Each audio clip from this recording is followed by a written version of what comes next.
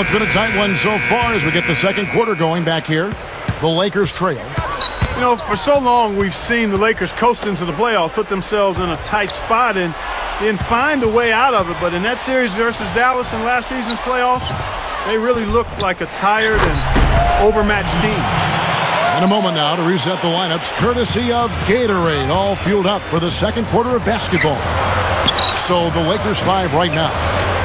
They've got Andrew Bynum, Murphy out there with World Peace. Then there's Jason Kapono, and it's Morris in at the point. And Doris Burke has a report for us from the sideline. Hi, Kevin. Well, last season, the Heat were under extraordinary scrutiny, and when Chris Bosh struggled to define his role early on, the criticism was severe. Bosh said, quote, "For some reason, people think I can't play basketball.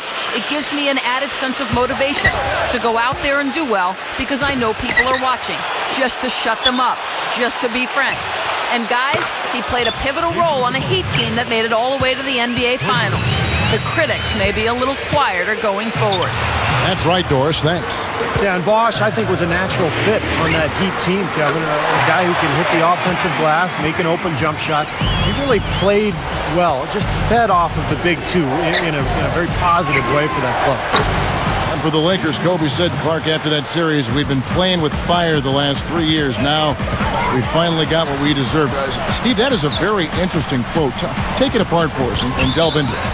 Well, I think the Lakers had been to the finals for 3 straight years, and I think they were worn out emotionally. And for a couple of those playoff series over the years, they did play with fire and get away with it. Not last year. Dallas just destroyed them, and I think the Lakers just looked tired, both physically and mentally. And some changes here for the Lakers. Gasol comes in for Andrew Bynum, and Kobe is subbed in for Troy Murphy. Well, you could see last season with the big three that early on offensively they couldn't quite figure it out. But as the season went on, they got more and more comfortable with each other. And I thought by the end of the year, they played pretty well together. They rule this one goaltending. Count the shot. And the Lakers have possession. Kapono for 3. Count the bucket. 9 points in the game so far. And you're right, Steve, about what you said in regard to the Heat. You know, anytime you bring new guys together, there is a feeling out period.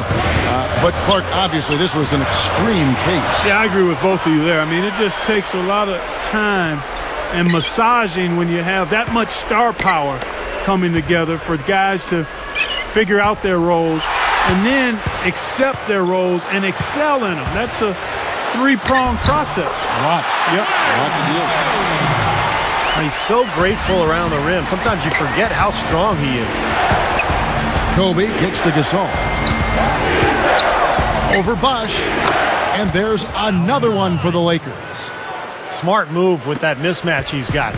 You know what? That extra advantage sure pays off on the mid-range jumper. That's good. LeBron's now got 4 points now in the quarter. Man, is he hard to defend. If you play him one way, he'll just go the other. Well, here's a little factoid for you. With LeBron switched to Miami, guys, he was the first reigning MVP to change teams since Moses Malone back in 1982. Crazy stuff. And remember what happened when Moses Malone changed teams. That team, Philadelphia, went on to win the NBA title in '83. With Dr. J. Dr. J and Mo Cheeks. That was my rookie year. So I remember banging heads against those guys. Yeah. What a time. Yeah. And some changes here for the Lakers. Andrew Bynum's checked in for Meta World Peace. Barnes comes in for Jason Kapono. And Derek Fisher is subbed in for Morris. And the whistle blows as the basket counts and a 3-point play chance right here. One free throw coming up. Back to what you said about LeBron. Like you said, you just don't see MVPs want to change teams. They're happy where they are. Steve, you can probably talk about that too. It's rare. It is rare. Shaquille O'Neal left Orlando for L.A. Steve Nash left Dallas for Phoenix. Now, granted, those guys weren't on the same level as LeBron at the time, but it does happen occasionally. But hey, look, LeBron, probably the biggest athlete, biggest star in the NBA, so it made big news. Kobe Bryant is one of those select few first-name basis superstars in the NBA. Larry, Michael, and of course Kobe, Magic. These guys are famous by one name only. An excellent game we've seen from LeBron. He's got 21 points, and he's done a good job distributing the ball as well. Well, you can't discount what that's meant to this team. I mean, he's helped their cause with his passing, and it's really given his team a nice groove. Troy Murphy, he's checked in for Andrew Bynum. And Steve, you know, Kobe, of course, the man in the entertainment capital of Los Angeles. He's taken the attention in stride. I think he feeds off it a little bit. You know, sure.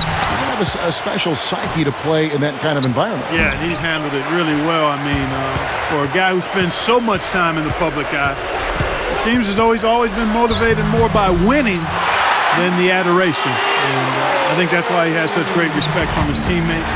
And another reason why the Lakers have been so successful since he's been there. Let's go now to the sideline and catch up with Doris Burke. Hey, Doris. Hey, Kevin. Well, one of the new wrinkles for head coach Mike Brown with the Lakers is the changing of the triangle offense. The Lakers have run it for years, and while they'll have bits and pieces of it incorporated under Brown's system, they'll run a different offense. He says his defensive scheme works with any team, but will tailor the offense to suit the talents of the Lakers. Should be an interesting watch, guys. Always great to hear from you, Doris. It'll be strange not to see the Lakers running the triangle offense. Well, it looks like he's cooled down a bit after hitting those two in the first quarter. Kobe with the steal. It's stolen by Haslem. The Heat leading by 6. It's tipped. Left side, Bosch. And it's the Lakers' ball. 6-point game. I really don't like what I'm seeing their last couple of possessions, Kevin. That's 2 turnovers in a row. Careless turnovers at that. They're getting a little casual with the ball. They've got to nip that in the bud right now. Smooth defense there. He made it look like the pass was intended for him. The layup good by Wade. Wade's got 13. Finger roll. That's pure style, guys. I like that. And here's Kobe for 3. No good on that last second attempt there. The clock runs out, and we're heading to halftime.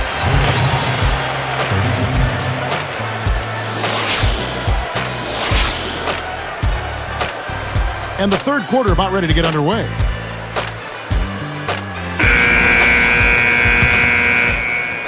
Here's Kobe. Guys, 21-9 were the Lakers last season against the Eastern Conference. They've been within a game of that record for the last 4 seasons. That's really consistently impressive. Bosch and LeBron both on the floor. D-Wade out there with Shane Battier, and it's Haslem and it's the Forsyth. So that's who Eric Spoelstra starts the second half with. Gasol. Marvelous lead pass, and he throws it down. Always fun to watch Kobe setting other people up.